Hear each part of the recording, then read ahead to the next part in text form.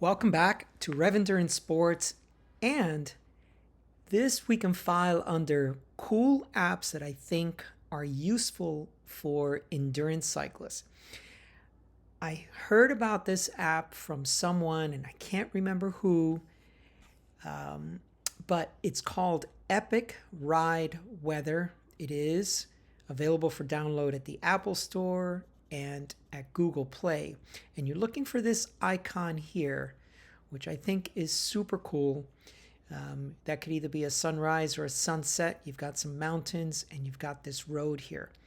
Now, what this app is useful for is longer rides where you are like in San Diego, you're going through microclimates, you're going through certain areas, and you want to get an idea of wind direction, which is primarily what I use it for, your temperatures, highs and low, and just general weather for your ride. Now, I've got a 600-kilometer event coming up, so I want to get an idea of what weather I am to expect during my ride. So I've downloaded this to my Mac, so I'm going to open up the window here, and what we're looking at is I've already got the ride in my Ride with GPS. The organizer for the ride created the ride, has it in Ride with GPS, and then once you click on Ride with GPS, what you want to do is then choose your, and hopefully this is showing up. Let me make sure that this shows up. What you're trying to choose is, in this case, I've already pinned the ride. So down here at the bottom, activities, routes, pinned. So now I'm looking at my pinned rides, and here's the ride here. I have reservations, 8K, 600K final. This is a route that I'm doing on Saturday. So if you look in this window here, it says starting now, average speed. So this, you have to have some type of reality check of what you expect to average throughout the entirety of the event. So some sections you're climbing and doing 6 to 8 miles per hour. Some sections you may be doing 20 plus miles per hour in a pace line with some good folks. So this particular event, now I've paid for the subscription and I think it's really worth it. It's like $11.99 for the year. So that's nothing. It's only 2 or 3 cups of coffee. But what you're looking at is a pretty good tool to plan for your event. So here's what I'm going to do now. I'm going to choose, not starting now, but I'm going to choose Saturday. So we go in here. And this functionality works really well on my phone. This is the first time I've tried it on the laptop. So doesn't seem to be allowing me to do the time difference. Here's 5 a.m. so that's good. May 4th. Let's see if maybe I can still change that. I'm not going to choose the best time because I don't have the option to choose. But let's see, can I change this? Yes, I can. There it is. And I'm sorry, these are growing pains, as they say. This works really well on my phone, and today is the very first time I'm using it here. All right, so 5 a.m. start. And I'm going to go on the low side, let's say 15 miles per hour, maybe even 14 for the total ride. Now this red line here shows you the 375-mile course. Okay, so now we're going to say forecast it. And so it says, all right. And of course, the very first thing I always zoom into, we're in Southern California, so I don't have to look at precipitation, but I always look at wind direction and I always look at temperature because we are going into the desert for this event. So here's the start, this little red dot. Hopefully you can see my mouse.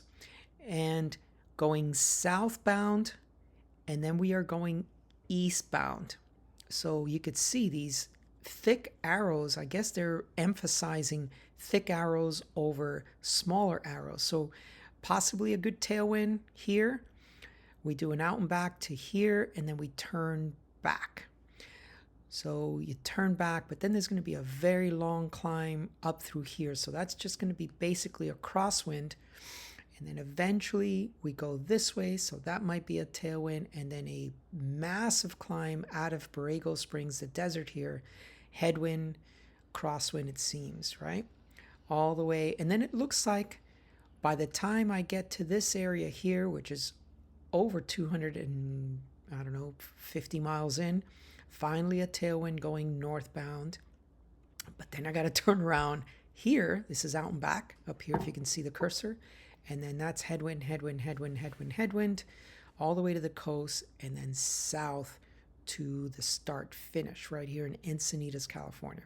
Okay, so the first thing I always look at is wind direction. It's the X factor of all of these events. The next thing is we don't have much humidity here, right? So I look at wind direction, I look at temperature. Now, I'm expected to be down in this trough here. This is our desert at about 8:15 p.m. If you've watched my 600 kilometer preview, I said I wanted to be down here about 8 o'clock, which would be about 15 hours, about 204 miles into it, and about 16,000 feet into the event. That's where I wanted to be. So now you can see the temperatures are going to be fairly low, 55, 60 degrees. And then the rest of the course is going to be fairly low. So first part of the day till around noon, up to the 80s, and then just basically the rest of the day, except for this here, the rest of the day is cool temps below 60 degrees all the way to the finish. So wind direction, temperature are the two most important things for me. However, you folks that live in other parts of the country, other parts of the world, this might be a very, very important metric for you to follow. And you could see it over a 24-hour period, 25-hour period, 5 a.m. start to whatever this is here, maybe that's a 6. So for you, if you live in, England and places like that, this app will forecast when you are expecting rain during your event. Now, these two right here, side by side or diagonal to each other, these two are very, very important to me as well, because you see what the constant wind is, but then you start to see this orange or beige area. This is considered the gusts. So you can see that the gusts are going to go up over 30 miles per hour on this course from about 12, let's call it 11 a.m. through about 9-ish p.m., all over 27 miles per hour wind gusts. So that is going to make for an interesting 8 hours of riding right in the middle of the event. And of course, that is the X factor, the amount of wind that you are battling. So, Epic Ride Weather, please pay for the subscription. Please support this app. I don't know how many of you folks already use it, so make a comment down below. Hey, that is a really cool app. I never knew that existed.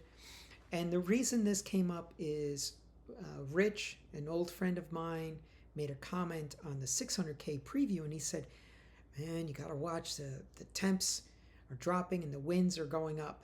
And I said, wow, okay, let me look at Epic Ride Weather and see what the forecasts are. So that's how this came up. He had not heard of the app, so I thought I would run through a quick scenario of a real life ride that I'm doing. And all of this is going to work based on your connection to your Ride with GPS and the routes that you have pinned. You just click on that route. And so let's say I'm doing a different route. You click on this, and that's the route, and then you just forecast that, and away it goes. So this is a very, very cool app. Let me know what you folks think about it.